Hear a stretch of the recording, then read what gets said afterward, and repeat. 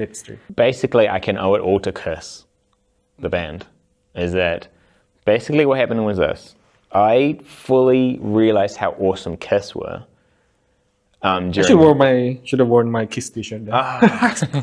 They have the best merch as well. They have the best merch. A lot of people hate them because of their success and their ability to do, merchandise really well. But at the end of the day, like, they rock anyway. Like they do dual guitar parts. There's like, they were the fucking coolest band in the early 70s, all the way through the early 70s. They like owned it, man. They were like the heaviest, the coolest, the weirdest, the scariest. It's as if Slipknot started going to like Studio 54. Like, I don't know what would be the equivalent of them, because that's what Kiss did. It would be like Slipknot showing up at the Grammys and being like the coolest there by far. They're the only ones. They're different. Yeah. But that's what's weird, is that Kiss somehow got into the mainstream. Oh. You know what I mean? After like, they removed their mask. Yeah. And it was when rock was, but like very popular in Japan, because a lot of their stuff was based on like Japanese theater, sort of like kabuki, sort of like painting faces stuff. So like, yeah, they were big everywhere, and like they were big in Australia and New Zealand. They're talking about vinyl for a second. Like my partner, when she started living with me, she brought a lot of her mum's vinyl, and she had some really fucking cool shit. Like some of it was like Meatloaf and stuff, but some of it was Kiss. And I was like, this is quite a fucking cool collection. And then we've mushed us together, and like we've got double ups. We've got double ups of like Sgt. Pepper's, double ups of Dark Side of the Moon by Pink Floyd, double ups of, I think, Led Zeppelin 2 or 4. I think we've both got one of those. And but yeah, we just mushed our vinyls together, and we've got a vinyl player now in the studio. So that's where my partner is going to use to become an artist. She's becoming a visual artist full time. Yeah. And I'm just going to support her with that dream while I do music and teach. Yeah. I remember the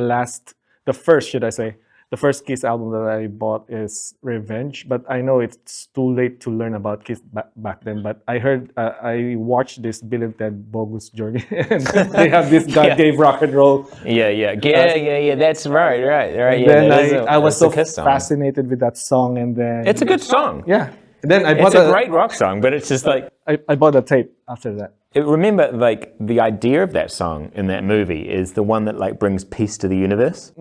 So it's like, because we're like, you want us to like write the song that brings peace to the universe, and it was like, they did that specifically with that in mind, which I kind of find fun. Oh, okay. Yeah, because we're like, yeah, we can do it. We can write the best song ever. It's like they're the kind of band that you would give that if you were aliens and you said like, I want to talk to the hottest band in the land. They'd be like, fuck, it's gonna be Kiss, right? Yeah. Hottest band in the land, not the best.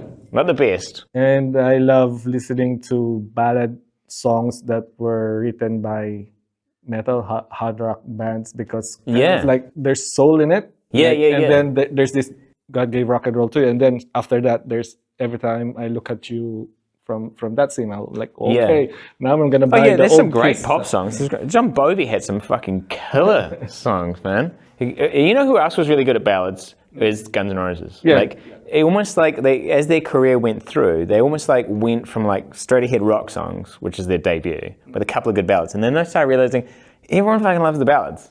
So let's just write more ballads. And as a result of that, I feel like they made hair metal sort of like softer in the 80s, because they like Slash and like Axl Rose, that was a big splash, man. It was a big splash. You know like what? I thought GNR Lies is their first album because it looked classic, like older than the Appetite. No, that's the Appetite. Yeah, it's like covers and stuff, on that. Yeah, it's kind of cool. Like it is a good one. You know which other one was really cool, which I never had? My brother had the CD of it. Was just the Spaghetti Incident. Right. And that's a late Guns N' Roses. They're like remix, right? Remix of the songs, like from Nazareth. Who's this Nazareth? Misfits and stuff. Yeah, and covers like, remake. Yeah, they do like Stones and what else they do a Paul McCartney song, "Live and Let Die." The soundtrack their soundtrack is for Terminator 2, Judgment Day. Yeah. You know, like It could be mine. that's the best one. Yeah. That's the best. But anyway, I feel like Guns N' Roses sort of like softened things by realizing ballads were the best. Ballads were the most. I think that's their, economically. Yeah, that's their gateway to popularity. Not that they're not popular with Sweet Child O' Mine at that time, but when they started writing like November Rain and stuff, obviously many got connected with that song because it's ballad and everyone can just, you know, soak into it. Yeah. That's all their most successful songs. You know, are exactly that. It's just like, and then you do it's a little bit hard, you bring a little bit of overdrive. You know, like, it's the only time you can get away with like a man like sneering over the top of a chord change. And then you got Slash. You know, it's just like so over the top. It just like, it was like the Roman Empire. It just got so fucking sick. Everyone's just like, fucking hell, it's so self-indulgent. It's just a big fucking wank. You know, like, ballads is just like, they got too shitty. And then Nirvana came, which was like basically the punk rock pendulum. It was like, punk had got uncool. And then it just came back and was like really fucking cool, smash all that other shit. But every iteration is different between like sort of like hardcore metal enthusiasts and the punk rock ideal. And like punk is almost like hip hop as well, because it's like sort of counterculture. Sort of like there's like maybe pop is more like the side of this other thing, which is like it's pro culture. But it just swings. Like if you're like establishment is cool or anti-establishmentarianism is the new punk rock or the new Soviet concept or the new alternative way of thinking or the new, fuck, this system doesn't work, let's all go on this, fucking, you know. What influenced you? You mean Kiss influenced you to start a band? Is it? Oh yeah. So basically it's Ace Frehley's fault. I got into Kiss, part of a midlife crisis, realized how fucking cool Ace Frehley was, so fucking angry I'd never got into Kiss. Suddenly got into them hard.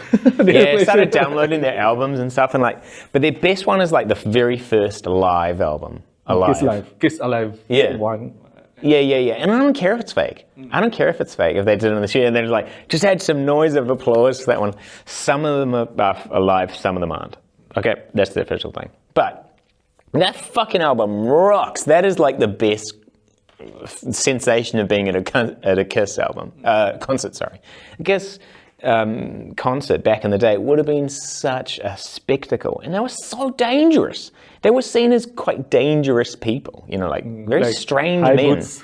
Yeah, boots and like and they were like a leather and stuff like that, and like chaps, and it was all kind of sexual and stuff, and like very.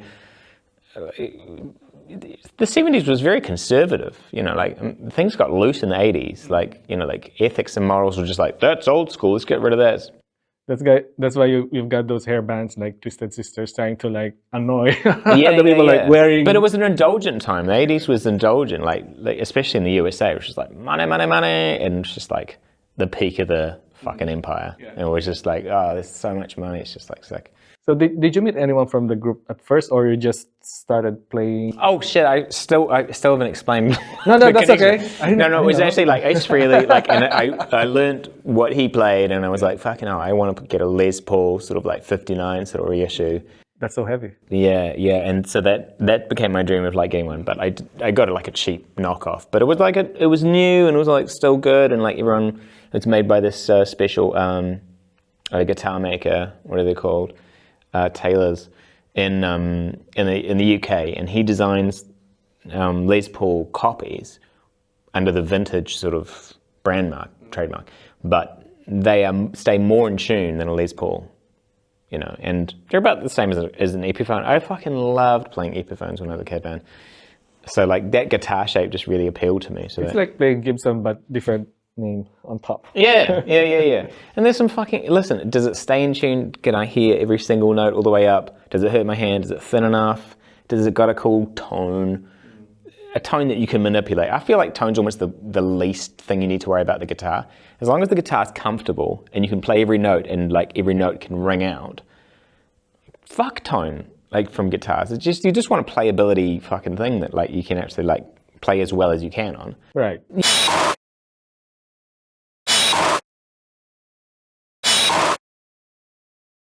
Welcome, Nick.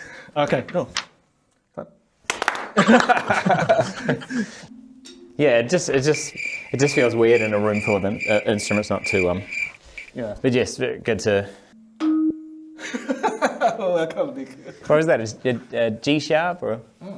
Oh, you can hear it. No. That's a good guess though. Okay. So, I knew it was a sharp for some reason. Because okay. because it was closer to you because it was all the black keys. Yeah. Yeah. And this is a nice one. This made of wood. Yeah, that's a xylophone. Yeah. Then those ones are glockenspiels. Oh. Okay. Or wait, is it the other way around? Maybe that's the glockenspiel and those are the xylophones. I don't know. Okay. They're instruments. Yeah. Again,